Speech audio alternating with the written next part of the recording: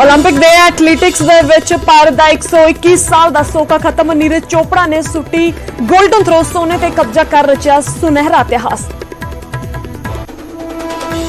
Javelin throw च gold medal जितन वाले नीरज चोपड़ा ने प्यार दे लई देशवासियों नूं कहा शुक्रिया। बोले मेरे लिए वड्डा दिन है, सिर्फ थ्रो ते सी फोकस। बजरंग पूनिया ने भी लगाया दमदार दाग। कजाकिस्तान दे पहलवान नूं 8-0 दे नाल दित्ती मात। ब्रॉन्ज मैडल ने कीता कब्जा। किसान आगू गुरनाम चडोनी ने छड्डिया संयुक्त किसान मोर्चा। बोले मोर्चे दे काम करन दा तरीका नहीं पसंद, एक दूजे नूं वंडन दा लगाया इल्जाम। अफगानिस्तान च निशान साहिब हटाउण दे मामले ते अकाल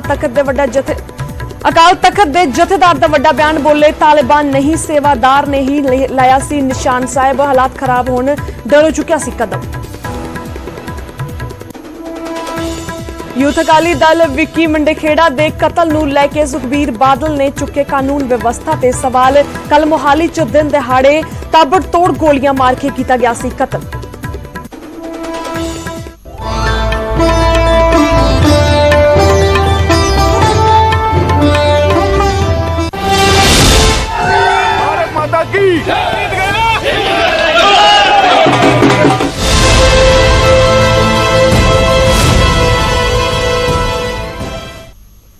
सत श्री अकाल। न्यूज़ 18 पंजाब हरियाणा हिमाचल देख रहे तमाम दर्शकों का स्वागत है। मैं हां तुहाडे नाल मनप्रीत खुल्लर ते बुलेटिन का आगाज करदे अज दी पहली ते वड्डी खबर दे नाल। पहले दिन तो जिस दिन का इंतजार कर रहा सी ओह आखिरी दिन नसीब होया। भारत दी झोली च टोक्यो का इकलौता गोल्ड मैडल आया। नीरज चोपड़ा दे जैवलिन थ्रो ने सारिआं नूं पिछाड़दे होए एक नवां इतिहास रच दित्ता।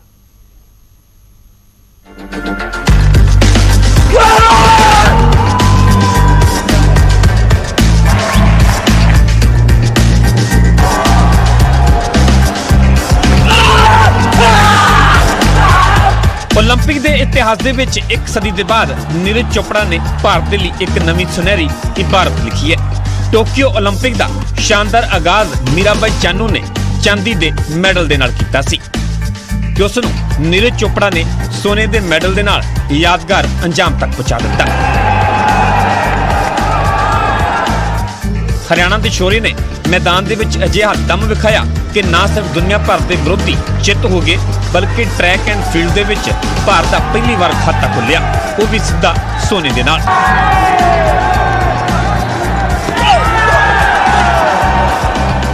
जैवलिन थ्रो दे विच फाइनल च नीरज चोपड़ा ने जो बढ़त अपने पहले थ्रो दे विच बनाई सी उस नूं अखीर तक बरकरार रखिया ते भारत दी झोली दे विच 13 सालां बाद सोने दा मैडल पा दिता। फाइनल दे विच नीरज ने 87.03 मीटर दे नाल शुरुआत की ते फिर अगली वारी दे विच अपने प्रदर्शन नूं होर बेहतर कीता ते 87.58 मीटर दूर जैवलिन सुट्टिया जो फैसला कुन साबित होया क्योंकि बाकी कोई भी थ्रोर नीरज दे नेड़े तक नहीं आ सकिया। नीरज दा तीजा थ्रो 76.79 मीटर रहा जबकि चौथे ते पंजवें थ्रो नूं फॉल घोषित किया गया। छेवें ते आखिरी थ्रो दे विच नीरज दे भाले ने 84.24 मीटर की दूरी हासिल की पर तद तक उन्हां दा गोल्ड मैडल पक्का हो चुका सी क्योंकि अपने दूजे थ्रो दे विच 87.58 की जो दूरी उन्होंने हासिल की वो अखीर तक पहले पायदान ते बनी रही ते उन्होंने भारत के लिए इतिहास रख दिता।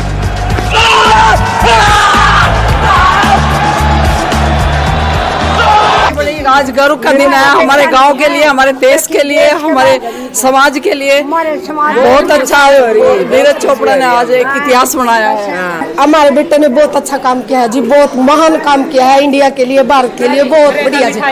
आप देख सकते हैं, देखिए चेहरा जो खुशी में है, कहीं ना कहीं आंसू जो है निकलने को हो चुके हैं और मिठाई जो है एक दूसरे को परिवार में खिलाई जा रही है।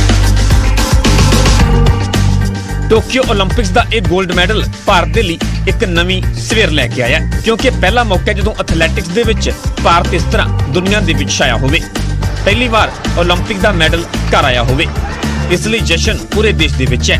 बधाइयां दा तांता लग्या होया ते गोल्डन बॉय ते तोहफियां दी भी बरसात हुई है।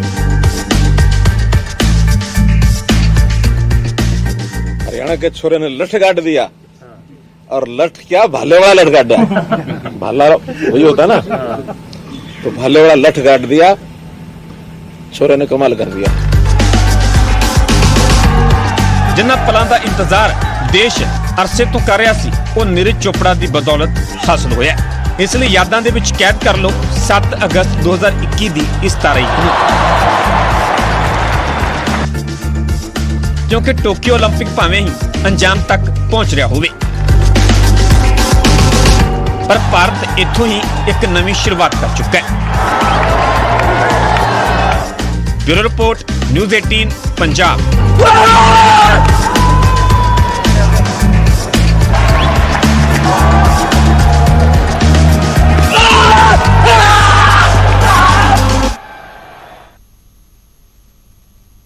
ਤੇ ਉਧਰ ਇਤਿਹਾਸਿਕ ਜਿੱਤ ਦਰਜ ਕਰਨ ਤੋਂ ਬਾਅਦ ਨੀਰਜ ਚੋਪੜਾ ਨੇ 올림픽 ਨੂੰ ਲੈ ਕੇ ਆਪਣਾ ਤਜਰਬਾ ਸਾਂਝਾ ਕੀਤਾ। ਨੀਰਜ ਨੇ ਕਿਹਾ ਕਿ ਉਹਨਾਂ ਨੂੰ ਚੰਗੀ ਪਰਫਾਰਮੈਂਸ ਦਾ ਯਕੀਨ ਸੀ। सभी का, क्योंकि मुझे लगता है कि सबसे जो जरूरी चीज थी इस साल वो कंपटीशन खेलना था इंटरनेशनल, और मैंने फेडरेशन में ही बात की और सभी से, और टॉप से साई से, फेडरेशन से, सभी जगह से सभी ने अपना अपना सभी जगह से सभी ने अपना अपना सपोर्ट किया। और वो जो मुझे बीच में 2-3 इंटरनेशनल कंपटीशन मिले, तो वो मेरे लिए बहुत ही ज्यादा जरूरी थे, क्योंकि यही सभी थे जिनके बीच में वहां पे कंपटीशन खेला। तो ऐसा ओलंपिक था, लेकिन ऐसा नहीं लग रहा था कि मैं कुछ नए गेम्स में आ रहा हूँ या फिर बहुत बड़े गेम्स में। एक ऐसा कोई प्रेशर नहीं था इस टाइप का कि मैं बड़े थ्रोअर्स के बीच में खेल रहा हूँ। ऐसा लग रहा था कि इनके साथ में पहले खेल रहा हूँ और मैं अपनी परफॉर्मेंस पे काफी फोकस कर पा रहा था। तो शायद वही कारण है कि क्योंकि इंजरी के बाद काफी अप डाउन आए, तो आप सभी ने हेल्प की, और ये सभी आप सभी का, मेरी मेहनत तो है ही, उसके साथ साथ आप सभी की मेहनत है, और सारी फैसिलिटी के लिए thank you so much.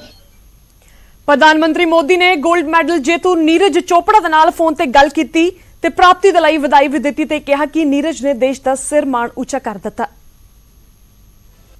Neeraj ji नमस्ते। नमस्ते सर, और बहुत बहुत बधाई आपको। Thank you sir, thank you so much. आज ओलंपिक का समापन की दिशा में जा रहा है और आपने देश को खुश कर दिया। हाँ, बस वही था कि बस ये मेरा सबसे लास्ट ईयर है कि मैं इंडियन में, तो बस कुछ अच्छा करना है और गोल्ड जीतना हूँ, और तो बहुत खुशी की बात है। बहुत अच्छा लगा, और मुझे लगता है कि सभी जो अपने भारत और जो अपने लोग देख रहे थे उनकी बहुत दुआएं और उनका सपोर्ट था पीछे से इतने ज्यादा लोगों का, तो शायद उसी ने मुझे यहाँ पे आज पहुंचाया है।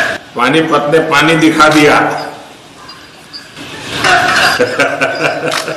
नहीं सर, बहुत सभी का बहुत ज्यादा दुआएं थी, तो उनकी दुआएं काम आई आज।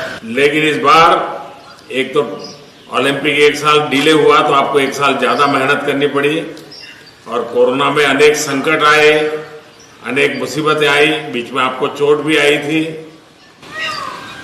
लेकिन उसके बावजूद भी आपने बहुत बड़ा कमाल करके दिया, और ये मेहनत के कारण होता है जी। नहीं, बहुत ही ज्यादा सर, बहुत मुश्किल टाइम रहा था, बीच में इंजरी आई थी और ऐसा लग रहा था कि पता नहीं कैसा कम। लेकिन जिस दिन आप जा रहे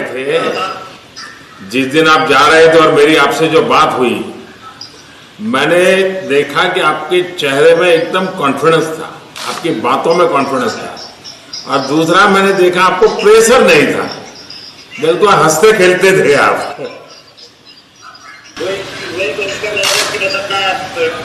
जितनी मेहनत की है बस बिना प्रेशर की कोशिश कर रहा था कि अपना 100% दूं, क्योंकि यही ऐसा दिन था लाइफ का जहाँ पे जो सबसे जरूरी था मेरी स्पोर्ट्स कैरियर का, और मैंने यहाँ पे आज अपना पूरा 100% दिया और अपने देश के लिए। नहीं, आपने देश का नाम रोशन किया है, और देश की युवा पीढ़ी को इसके कारण खेल के क्षेत्र में आगे आने का मन करेगा।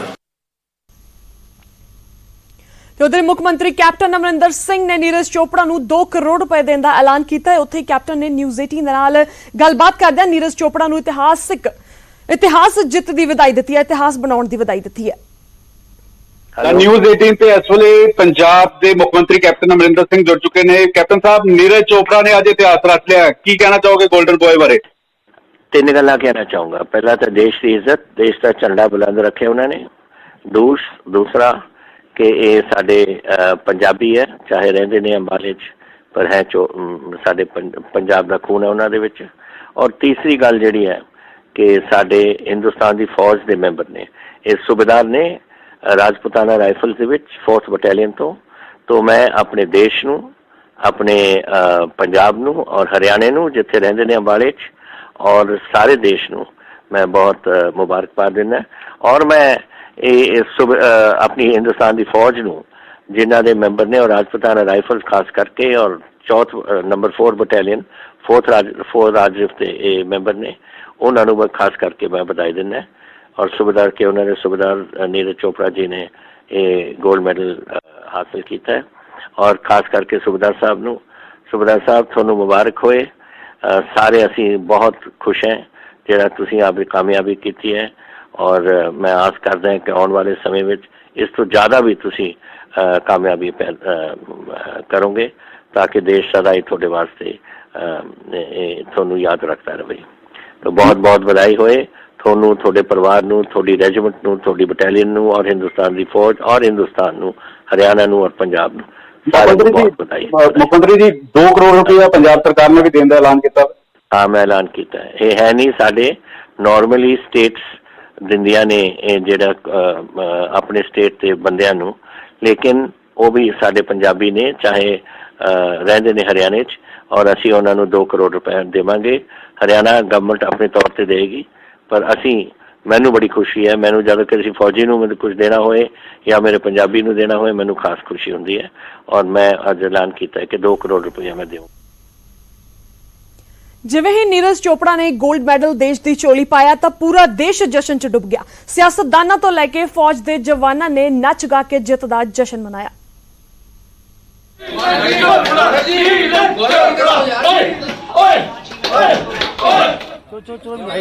ये देखो, भारत माता की, भारत माता की, भारत माता की, भारत माता की।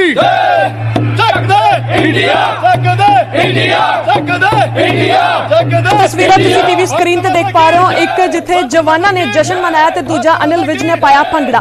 यह लगातार जो टीवी स्क्रीन ते तुसीं तस्वीरां देखियो, यह नीरज चोपड़ा की जित की खुशी दे विच लोग जश्न मनाउंदे होए नजर आ रहे ने, फौजी जवान नजर आ रहे ने जश्न मनाउंदे होए। ये देखो, हरियाणा दे पानीपत च जन्म लैन वाले नीरज ने ओलंपिक च इतिहास रचिया। अपनी शानदार खेड सदका नीरज ने जैवलिन थ्रो च गोल्ड मैडल जितया ते नीरज जैवलिन थ्रो दे विच किस तरह है, देखो तुसीं एक खास रिपोर्ट। जैवलिन दे विच गोल्ड जित के इतिहास रचने वाले नीरज चोपड़ा का जन्म 24 दिसंबर 1997 नूं पानीपत दे खंदरा पिंड दे विच एक किसान दे घर होया। हरियाणा दे विच पैदा हुए नीरज ने अपनी पढ़ाई चंडीगढ़ दे विच पूरी की। साल 2016 दे विच नीरज ने पोलैंड दे विच इतिहास रचिया ते अंडर 20 चैंपीयनशिप दे विच 876.48 मीटर दूर जैवलिन सुट के गोल्ड जितया, जिस तो बाद वो फौज दे विच जूनियर कमीशनड अफसर के तौर पर नियुक्त हुए। फौज दे विच नौकरी मिलने तो बाद नीरज ने अपने परिवार बारे गल की ते कहा कि उन्हों का परिवार ज्वाइंट परिवार है ते परिवार दे विच किसी कोल भी सरकारी नौकरी नहीं है। अपने पहले ही ओलंपिक दे विच गोल्ड जितने वाले नीरज जिम करते सन ते जिम छड्ड के उन्हें जैवलिन शुरू की। नीरज की जैवलिन थ्रो दे विच आउण दी कोई भी योजना नहीं सी ते ना ही कदे जैवलिन सुट्टण बारे सोचा सी। नीरज के चाचा भीम चोपड़ा के मुताबिक नीरज शुरू दे विच ही सरीरक तौर पर फिट नहीं सन ते फिटनेस के लिए नीरज ने जिम शुरू की। जिम के नाल ही एक स्टेडियम सी जिथे खिडारी जैवलिन सुटते सन ते नीरज इन्हां नूं वेखदा सी। एक दिन कोच ने नीरज नूं सद्दिया ते जैवलिन सुट्टण दे लई कहा। नीरज ने इन्नी दूर जैवलिन सुट्टी कि कोच ने उन्होंने ट्रेनिंग करने के लिए कहा। बस फिर की नीरज ने पहला पानीपत दे विच ट्रेनिंग की ते फिर पंचकुला जाके ट्रेनिंग शुरू की। इस तो बाद नीरज ने पिछे मुड़ के नहीं वेख्या ते अगे तो अगे नवे रिकॉर्ड बनाउंदा रहा, नवीं बुलंदियां छूंदा रहा। नीरज ने साल 2018 दे विच एशियाई खेडां ते कॉमनवेल्थ खेडां दे विच अपना लोहा बनवाया ते गोल्ड मैडल ते कब्जा किया। नीरज ने कौमांतरी पद्धर ते 6 वड्डे टूरनामेंट दे विच शानदार खेड विखाई ते 6 दे विचों 5 टूरनामेंटां दे विच उन्हां ने गोल्ड जित्तिया। ਇੱਕ ਟੂਰਨਾਮੈਂਟ ਦੇ ਵਿੱਚ ਨੀਰਜ ਨੂੰ ਸਿਲਵਰ ਮੈਡਲ ਦੇ ਨਾਲ ਸੰਤੋਸ਼ ਕਰਨਾ ਪਿਆ। ਆਸ ਹੈ ਕਿ ਜਿਵੇਂ ਨੀਰਜ ਨੇ 올림픽 ਦੇ ਵਿੱਚ 골ਡ ਮੈਡਲ ਜਿੱਤਿਆ ਤੇ ਉਹਨਾਂ ਦਾ ਇਹ ਪ੍ਰਦਰਸ਼ਨ ਅੱਗੇ ਵੀ ਜਾਰੀ ਰਹੇਗਾ ਤੇ ਹੋਰ ਨਵੇਂ ਰਿਕਾਰਡ ਬਣਾ ਕੇ ਦੇਸ਼ ਤੇ ਹਰਿਆਣਾ ਦਾ ਨਾਂ ਚਮਕਾਉਣਗੇ।